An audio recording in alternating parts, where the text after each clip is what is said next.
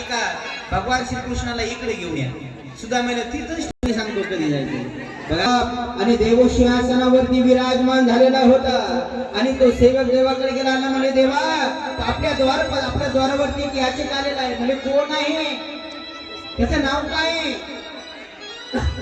म्हणजे त्याची मळकी बसली अंगावरती.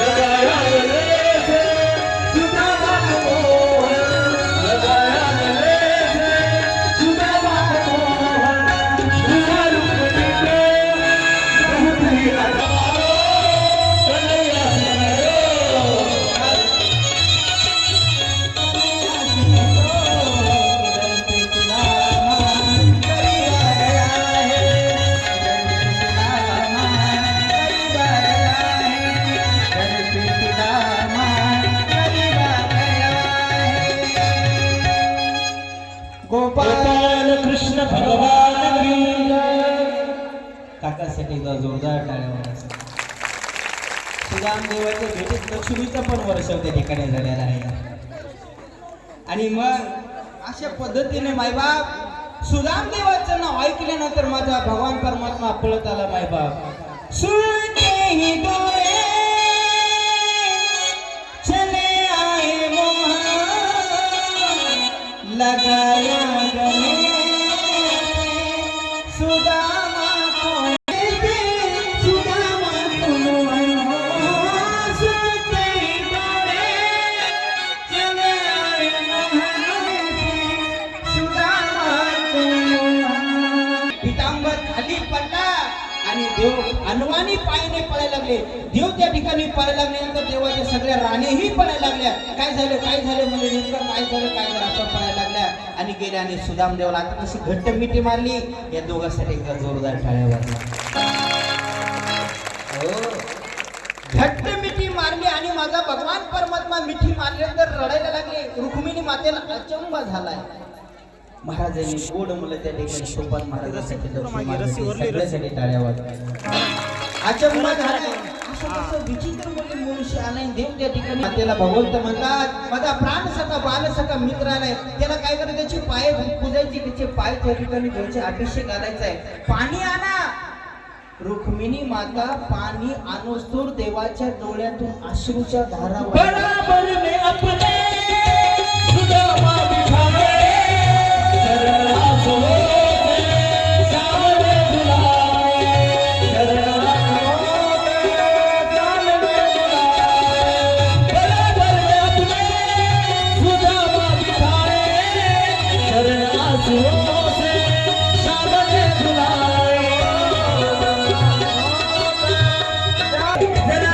Sudaama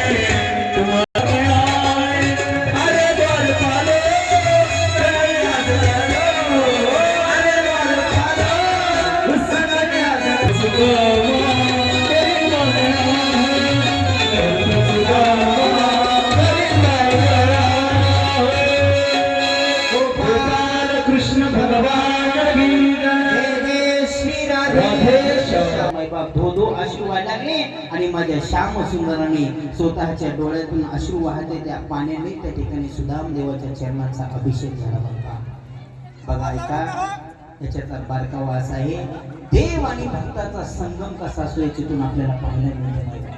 आणि मग देवाने त्या ठिकाणी अभिषेक केलाय आणि अभिषेक झाल्यानंतर मग त्या ठिकाणी सुदाम देवला त्या ठिकाणी जेवण्याचं नियोजन झालं. सगळं पोटभर त्या ठिकाणी जेवले आणि मग त्या ठिकाणी आता माझ्याकडे लक्ष द्या. आपली कथा आता समोर पकडे जाते. आता माझ्याकडे लक्ष झालं ना सर, आता बघितलं ना, एकदा जोरदार टाळ्या वगैरे. धन्यवाद. आणि दोघे एका महालामध्ये बसले आणि मग त्या ठिकाणी बालपणीच्या गप्पा निघायला लागल्या. सुदामदेव आणि भगवान श्रीकृष्ण जवळ बसले आणि मग त्या ठिकाणी सुदामदेवाला भगवान श्रीकृष्ण प्रश्न करतात, अरे सुदामा कसं चाललंय तुझं? म्हणले देवा एकदम आनंदात चाललंय. म्हणले देवा एकदम. अरे संसार लग्न बिग्न झालं का? हो म्हणले देवा लग्न झाले. बायको कसं काय? म्हणले चांगली भांडणारी कर कशात नाही ना? हा देवा सुशी बायको, मुलं दोन मुलं. कसं काय? एकदम आनंदात प्रपंच देवा. संकट कुठलं संकट नाहीये. काय म्हणते? कशासाठी आले होते? संकट होतं म्हणून आले. पण देवाला काय म्हणले? देवा कुठलं संकट नाहीये, मस्त आनंदात संसार चालला. देव म्हणाले, सुदामा तुला आठवतं का रे, आपण एकदा आपल्या गुरुमातेने त्या ठिकाणी आपल्याला त्या ठिकाणी येते, आठवतं तुला? सुदाम देवला आज म्हणले, देवा कौर थट्टा करणार आहे त्याच्यामध्ये. काय काय खाल्लं तू? चूर सनी खाल्ली होते माय बाळा, तुझे दात वाजत होते. आणि मी विचारलं सुदामा काय खातो? काय नाही म्हणले देवा, थंडी वाजायला लागली म्हणून माझे दात वाजले. दात वाजत होते सनी त्या ठिकाणी खाल्लं तुम्हाला. आणि मग त्या ठिकाणी अशा गोष्टी झाल्या आणि झाल्यानंतर सकाळची वेळ झाली. असे दिवसादिवस त्या ठिकाणी निघून जात होते. आणि मग त्या ठिकाणी 4-5 दिवस झाले सुदाम देवाला पंचपक्वानाचं समोर भोजन जेवण्यासाठी, पण पोटामध्ये एकही घास जात नाही. कारण का घरी मुलं बाळ त्या ठिकाणी अन्न पाण्यावर चुकत असत. 4-5 दिवस झाले आणि मग त्या ठिकाणी 4-5 दिवस झाल्यानंतर त्या ठिकाणी भगवंत म्हणले, सुदामा अरे आला म्हणून त्या 2-4 दिवस झाले काही माझ्यासाठी वहिनी गेलं का नाही खाण्यासाठी? आता सुदाम देवाने देवाचं सगळं ऐश्वर्य पाहिल्यानंतर त्याला वाटलं आपले मुळकी सळके आणलेले पोहे हे कसे आपण द्यावे देवाला, म्हणून ते पोहे असे दाबून भरले. मग त्या ठिकाणी ते पोहे घेतले देवाने आणि पोहे खायला लागले. ते पोहे कसे खाल्ले देवाने, तर सुदाम देवाचं 18 विश्व दारिद्र्य होतं ते सगळं दारिद्र्य देवाने संपून टाकलं. पहिल्या घासाचा स्वर्ग लोक देऊन टाकला, दुसऱ्या घासामध्ये पाताळ लोक त्या ठिकाणी देऊन टाकला आणि आता तिसरा घास खाणार. रुक्मिणी माता पळत आली. म्हणजे तिसरा घास जर पोह्याचा खाल्ला तर आपल्या घरादारा सहित सुदाम देवाला देऊन टाकेल देव. मग आपण काय सुदाम देवाच्या घरी जाऊन भांडे घासायचे? आणि मग त्या ठिकाणी रुक्मिणी माता हुशार होती, हात धरला म्हणजे देवा एकटेच खाता का प्रसाद, आम्हाला पण प्रसाद द्या. मग रुक्मिणी मातेने तो प्रसाद खाला, सगळ्या राण्याने खाला. असे दिवस निघून चालले. मग सुदाम देवाने हात जोडले म्हणजे देवा आता बघतो म्हणे माझा बी प्रपंच आहे, माझं बी घरदार आहे, मला जाऊ लागेल. आणि मग सुदाम देव त्या ठिकाणी जाण्याचा निरोप घेतात. त्यावेळेस सुदाम देवाला भगवान श्रीकृष्ण म्हणते, अरे सुदामा तू ब्राह्मण आहेस, खाली आपण जाशील का? जाणार म्हणजे काही अडचण नाही. म्हणले बोलो तुझ्या राणीला मी आशीर्वाद देतो. मग सुदाम देवाला असं सिंहासनावरती बसवलंय बरं का. कोणाला बसवलंय सिंहासनावरती? इकडे माता मावल्यानो पांडुरंगाला का? हा सुदामाला आहेत म्हणा जागा. सुदाम देवाला सिंहासनावरती बसवलंय आणि पहिल्यांदा आली माझी रुक्मिणी माता. रुक्मिणी मातेने त्या ठिकाणी सुदाम देवाचं दर्शन घेतलं आणि मग सुदाम देवाने आशीर्वाद दिला, अखंड सौभाग्यवती भव. सुदाम देव म्हटला आता झालं आपण मोकळं. लगेच दुसरी आली. दुसरी आल्यानंतर मग त्यावेळेस सुदाम देवाने भगवान श्रीकृष्णाकडे पाहिलं. म्हणले देवा ही कोणी? म्हणले ही बी माझी बायको आहे. म्हणले देवा अरे 2-2 बायका केल्या. म्हणले साधी मूळ पतील का तरी साधा फोन. मग त्यावेळेस देव म्हणले तू आता बोलायचं काम करू नको, फक्त आशीर्वाद द्यायचं काम करणार. दुसरी आली, तिसरी आली, अखंड सौभाग्यवती हो, अष्टपुत्री सौभाग्यवती हो, असा आशीर्वाद देत त्या ठिकाणी 8 झाले. म्हणजे देवा असं करता करता लाईनच लागली. कशी लाईन लागली माहितीये का? आता भागवताच्या पूजेला तुम्ही लाईन लावून त्या ठिकाणी ग्रंथाची पूजा करणार, तशी लाईन लागली. हो अशी लाईन लागली. सुदामदेव म्हणे देवा काय मिळेल असं करता करता सुदामदेव म्हणे 500 700 1000 त्या ठिकाणी राणीला आशीर्वाद दिला आणि म्हणे आणखी देवा किती केले रे 4 दिवस खाऊ घातलं म्हणले आशीर्वाद देऊ देऊ सगळंच मोडून घेतलं म्हणले अरे पोटाला भूक लागली आशीर्वाद देऊ देऊ म्हणले देवा मी आता मरतो म्हणले एवढे आशीर्वाद देऊ म्हणले आता मी एवढे आशीर्वाद देऊ शकत नाही एक काम कर म्हणजे तुझ्या जेवढ्या बायका असतील तेवढ्या समोर उभ्या कर आणि तू माझ्या समोर तू माझ्या पाया पड सगळ्याच्या तुला आशीर्वाद द्यायला म्हणजे सगळ्याला आशीर्वाद लागेल असा आशीर्वाद देतो मग काय माय बाप जगाचा मालक तिथं आला देवाचं दर्शन सुदामदेवाचे दर्शन घेतलं आणि सुदामदेवाने देवाला आशीर्वाद दिला बघा ही भक्ताची ताकद आहे माय बाप एवढी आशीर्वाद दिला आणि मग सुदामदेव म्हणले देवा आता मी जातो आम्ही जातो तुम्ही कृपा सुद्यावी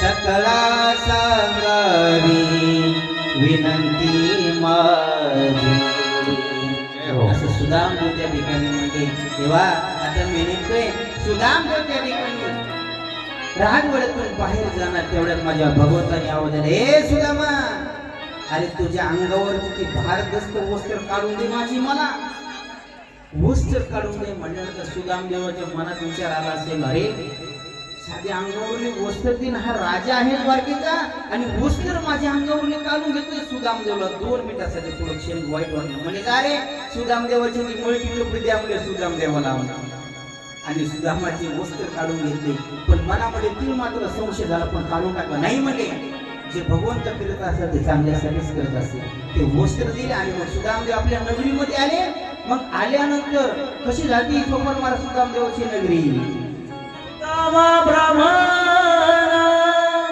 दुःखी दरिद्र पिढीला मुष्टी पोहे घेऊन या त्याच्या भेटी लागी गेला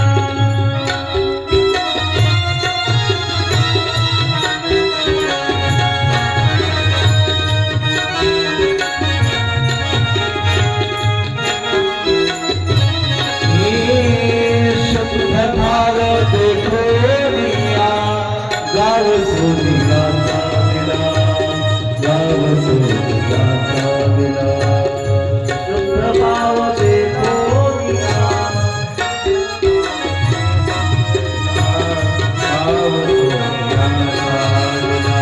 धर्म गाव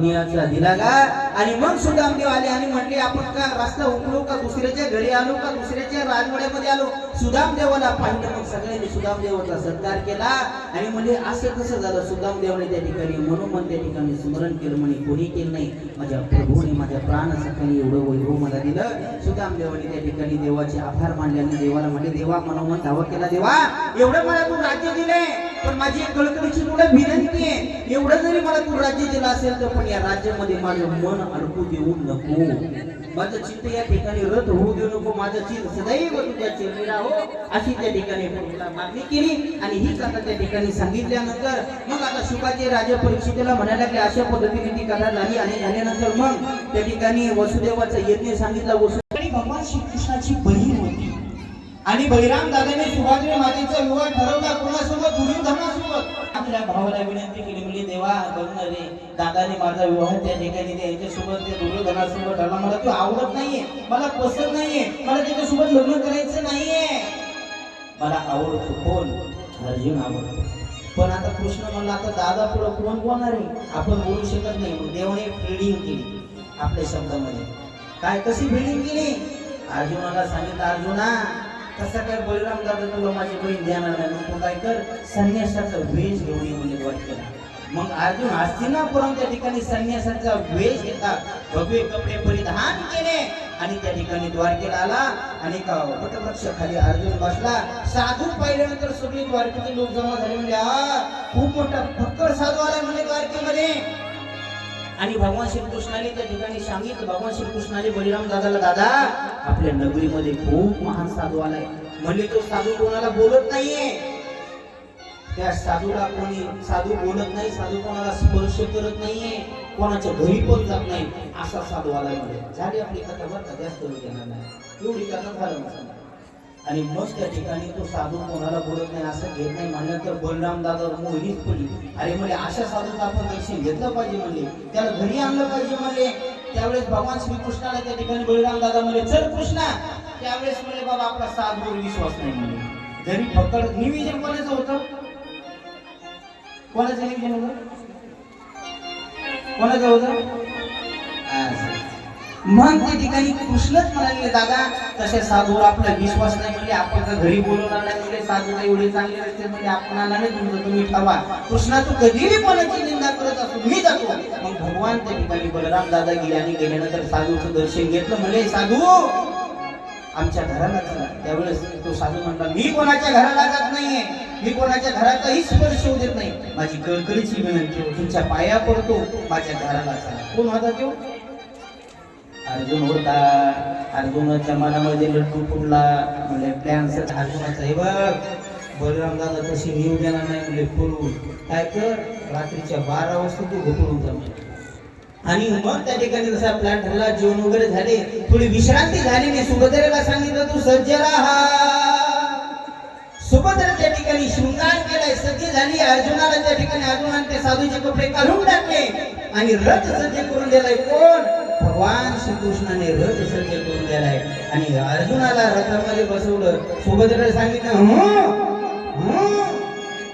बघता काय बसवलं, गोहिंदू द्वारका, द्वारका नाही हस्तिनापूर. हस्तिनापूरला त्या ठिकाणी गेले. मग सगळा कलह झाला सगळीकडे. म्हणजे साधू अहो बळीराम दादाच्या घरी गेला, बळीराम दादाची बहीण पळून गेली म्हणजे सगळीकडे त्या ठिकाणी हाहाकार झाला. आणि मग त्या ठिकाणी म्हणजे काढा सैन्य. बळीराम दादा म्हणजे हा कृष्ण म्हणत होता तेच सर्व होतं, साधूवर विश्वास ठेवला नाही पाहिजे, माझीच बहिणीने असं तसं आरडाओरडा करायला लागले. आणि मग सैन्य काढल्यानंतर मग भगवान श्रीकृष्ण सुद्धा भगवान श्रीकृष्ण बळीराम दादाकडे पाहिलं. हसले, दादा बसा त्याला. ते साधू दुसरा तिसरा कोणी नव्हतं म्हणजे आपल्या आत्याचंच पोरगा होतं. म्हणजे कोण? म्हणजे अर्जुन होता. अरे म्हणजे मी लग्न तिकडे ठरवलं होतं ना. म्हणजे कसं सांगावं तुम्हाला, तिचे त्याच्यावर प्रेमच नव्हतं. म्हणजे अर्जुनावरती तिची प्रीती होती. आणि मग त्याच्या थाटामाटामध्ये वाद झाला अशी कथा त्या ठिकाणी सांगितली. आणि सांगितल्यानंतर मग त्या ठिकाणी अनेक कथा सांगितल्या मायबाप. सगळ्या कथा त्या ठिकाणी सांगितलं झाल्यानंतर मग मात्र आता भगवान श्रीकृष्ण त्या ठिकाणी भगवान श्रीकृष्ण शेवटची लीला सांगितली निजधामाची. निजधामाची त्या ठिकाणी लीला सांगितली. देवाने सगळ्या दुष्टांचा संहार केला. देव कशासाठी आला होता?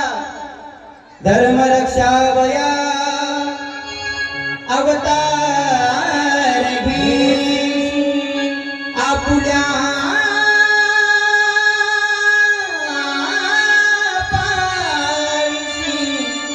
भक्तजना. देवाने सगळं कार्य पूर्ण केलं आणि पूर्ण केल्यानंतर नारद महर्षी सगळे देवदिक म्हणाले देवा चला आपल्या निजधामाला चला म्हटले. आता तेवढं मृत्यू लोकांमध्ये राहत आहे. सगळ्यांचा संहार केल्यानंतर मग मात्र देवाला वाटतं मी जर गेलो तर माझे यादव पाठीमागे व्यवस्थित राहणार नाही. परत यादव त्या ठिकाणी कलह करते. देवाने ठरवलं यादवांना संपवायचे. आणि मग म्हणतात की त्या ठिकाणी साधू एका गंगेवरती बसली होती आणि तिथं बसल्यानंतर त्या ठिकाणी देवाची मुलं गेली. काय तीर्थाचं नाव आहे? तीर्थाचं नाव काय ते? गोपाल कृष्ण भगवान की जय. हो नारायण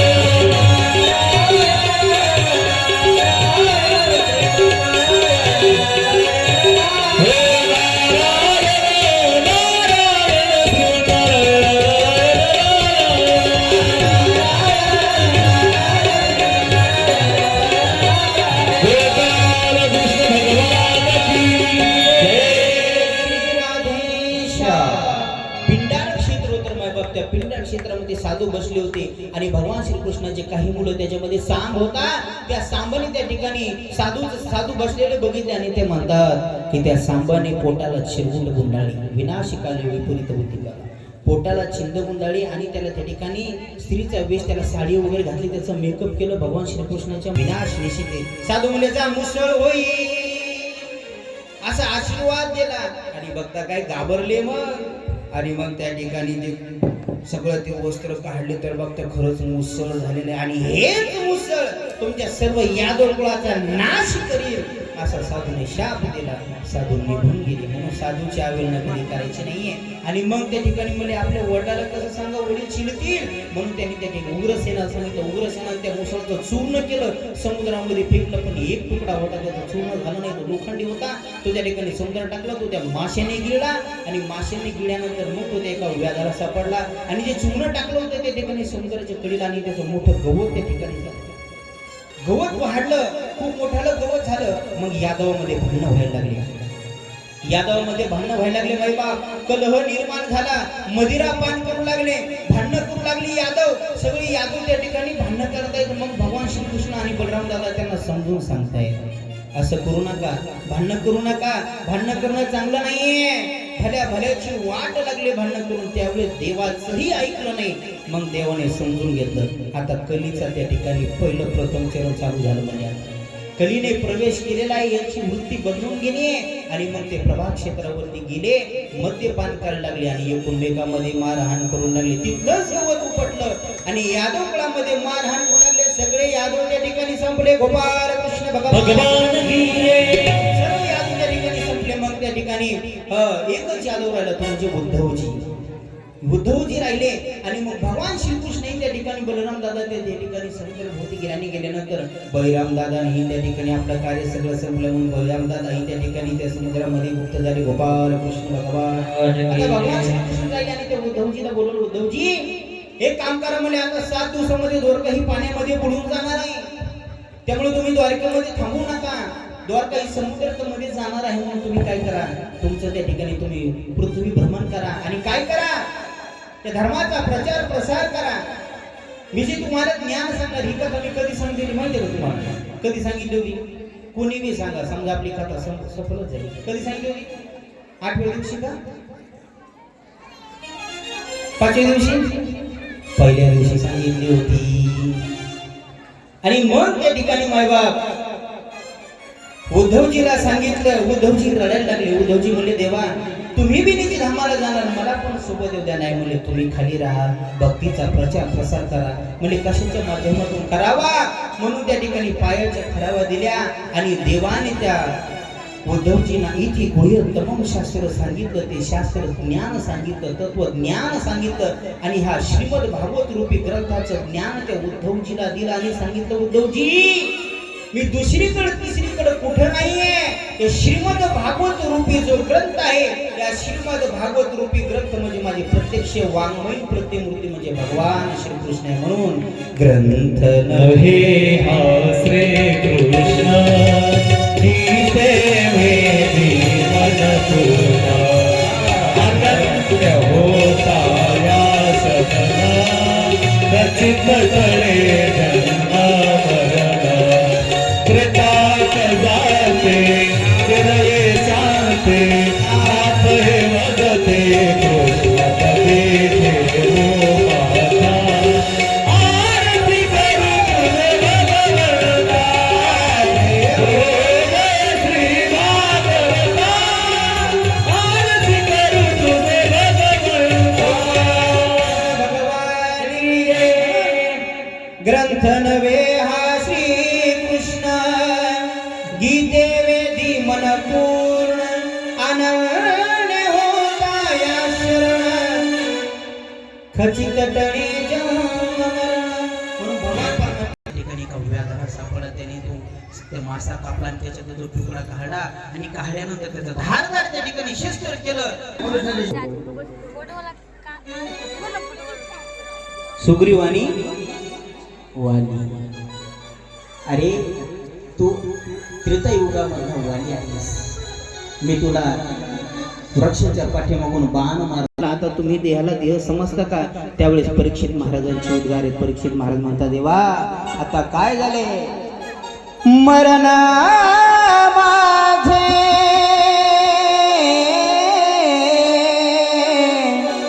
मरोनी गेले, मजही केले अमर गेले. आता मी त्या ठिकाणी अमर झालोय. मी माया अपहापासून निवृत्त झालोय. माझ्या अंतःकरणामध्ये साक्षात भगवान श्रीकृष्णाची मूर्ती प्रकट झाली. म्हणून आता मी त्या ठिकाणी देह नाही, अहम ब्रह्मास्मी, प्रार्थना ब्रह्म. मग त्या ठिकाणी व्यापक गोष्टी झाली. मग त्या ठिकाणी शुका, हे बघ परीक्षिता, मी जो परीक्षक साप येणार नाहीये. ऐका ठिकाणी सिंहासना खाली परीक्षित महाराजांच्या देहाला दंश केला. विष्णूचे पार्षद आले, दिव्य भव्य विमान आलं आणि त्या विमानामध्ये परीक्षित महाराज भगवान परमात्म्याच्या व्यापक स्वरूपामध्ये ती कृष्ण भगवान की जय. मला काय म्हणायचं होतं? आणि मग त्या ठिकाणी अशा पद्धतीने परीक्षित महाराजांचा त्या ठिकाणी उद्धार झाला. झाली माझी बोलण्याच्या वेगामध्ये एखादा अपशब्द गेला असेल, एखाद्याच्या अंतःकरणाला लागला असेल, एखाद्याच्या मनाला लागला असेल, आई वडिलाचं हृदय म्हणून मला त्या ठिकाणी क्षमा करा. पण जे काही बरोबर आहे, जे काही माझं तोडकं मोडकं ज्ञान आहे, ते काय आहे बरोबर ते तुम्ही घेण्याचा प्रयत्न करा. माईबाप या इथं खरंच येण्याचा योग म्हणजे असं झाला. माझे परम मित्र आदरणीय हरिभक्त पर्याय युवा कीर्तनकार काही नमस्कार शिबिर घेतात. त्या शिबिरामध्ये या सगळ्या मंडळीने गोड सहकार्य केलं. माझ्या मित्रामुळे मला एवढी सगळी गोड मंडळी त्या ठिकाणी पाहायला मिळाली. आमच्या त्या ठिकाणी उमाकांत महाराज असतील, गोरख महाराज असतील, महेश महाराज असतील, लय गोड सहकार्य केलं पाडण्यात. आणि एवढा जीव लावला हो, काय सगळी सोयरी एवढा जीव लावणार नाही. आता व्यासपीठावर आपण सांगू नाही. माझा वाढदिवस होता ते मला पण माहित नव्हतं वाढदिवस आहे. ते मुलांनी ओमनयनी बघितलं काही माहीतच नाही. माझ्या वाढदिवसाच्या दिवशी प्रेम सांगतो बरं का, मी त्यांचा मोठेपणा सांगत नाही. त्या दिवशी त्यांनी 5 केक कापले. किती? 5 केक कापले. आणि यांनी पाटलांनी यांनी 5 स्टार हॉटेलमध्ये आम्हाला जेवायला, जे की आम्ही तिथं कधी गेलेलो नाही. तिथं गेल्याने केवरती प्रेम करत नाहीत. म्हणून अशी खरंच सगळी गोड मंडळी मला लागली. आपले आशिफजी बाबा असतील, आपले नागनाथ काका असतील, माहीत नाहीत. म्हणून सगळ्यांनी इथं मला तोडकं मोडकं बोलण्याची संधी दिली. सगळ्यांचे चेहरे साष्टांग दंडवत घालतो. माझ्या कथेला त्या ठिकाणी तबला वादक ज्यांची साथ लाभली, आमचे परममित्र त्या ठिकाणी ओम महाराज आहे. माझे ज्येष्ठ गुरुबंधू माईबा सोपान महाराज बघा, गायनाचार्य आहेत, कीर्तनकार आहेत, कथाकार आहेत. पण एका लहान भाऊ समजून त्या ठिकाणी भावाच्या कथेत बसले. महाराजांना धन्यवाद. गायन मृदंगाचार्य लक्ष्मण महाराज आहे. माझे परममित्र आदरणीय महादेव महाराज या ठिकाणी परभणीहून आले. खूप गोड स्वभाव महाराजांसाठी या ठिकाणी आले. नामांकित सिंह वादक असणारे रामकृष्ण महाराज मोठं वडीलधारी आहेत, पण माझ्या मुलाच्या कथेला म्हणलं त्यावेळेस येतात. महाराष्ट्रभर कथा असतात, तुमच्या आशीर्वाद सोबत असतात. आणि माझाच विषय विद्यार्थी आहे ऋषिकेश सगळ्यांना माहीतच आहे. शिबिरामध्ये त्याने चांगल्या पद्धतीने वातावरण केलं. म्हणून ऋषिकेश दादा, आमचे शिवादादासाठी एकदा जोरदार टाळ्या वाजवा. हो, खरंच शिवादादा तुमची खूप गोड सिस्टीम आहे.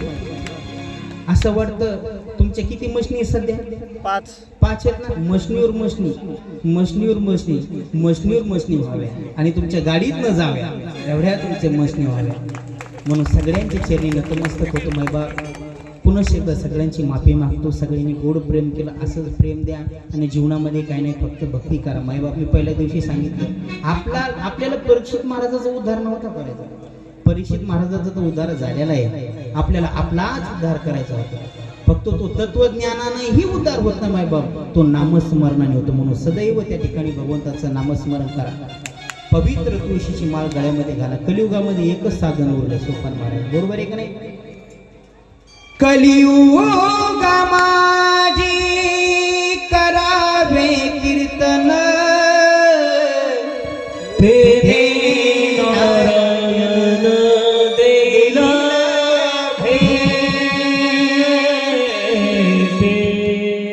कलियुगामध्ये सगळ्यामध्ये श्रेष्ठ नामस्मरण सांगितलेले. म्हणून त्या ठिकाणी नामस्मरणाचं चिंतन करा. आणि एक शेवटचा श्लोक तो आपण सगळ्यांनी माझ्या पाठीमागं म्हणायचा. सगळ्यांनी हात जोडा. नाम संकीर्तनम यस्य नाम संताप प्रणाशनम सर्व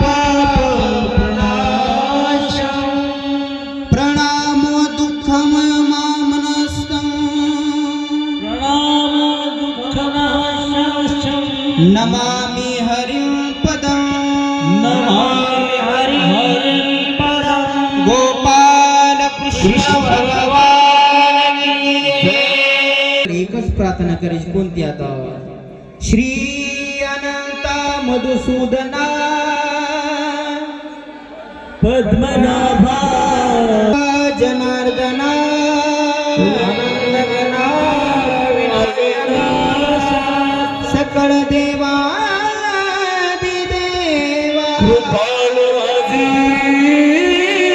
केशवा महानंदा महानुभावा सदा शिवा सदरूपा चक्रधरा विश्वंबरा गरुड ध्वजा करुणा करा सहस्रपादा सहस्रकरा क्षीर सागरा शेष शयना कमल नयना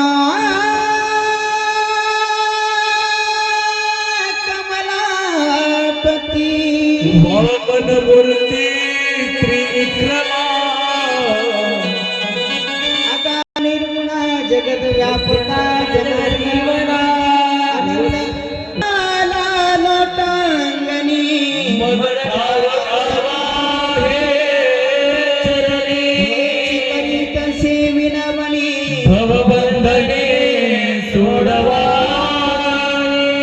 सकळ देवा देवा कृपाळु हरी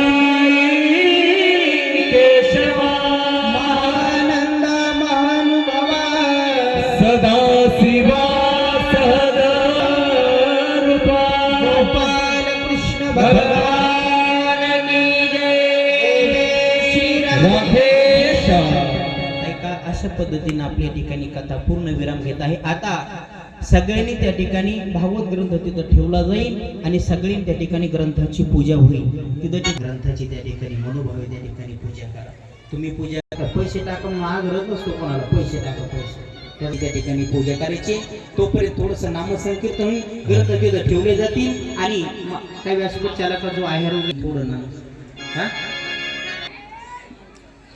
म्हणा की म्हणा म्हणा आमच्या आम्ही जातो आमच्या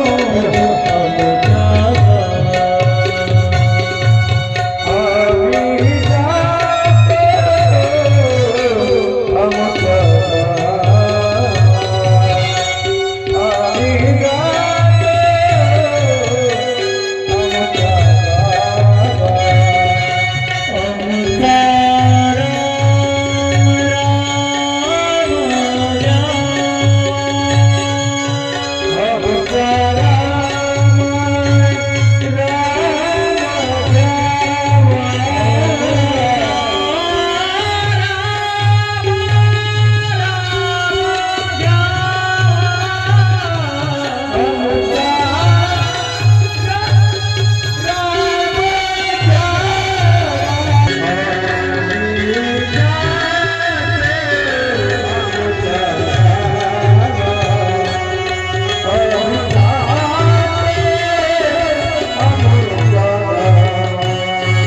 Oh,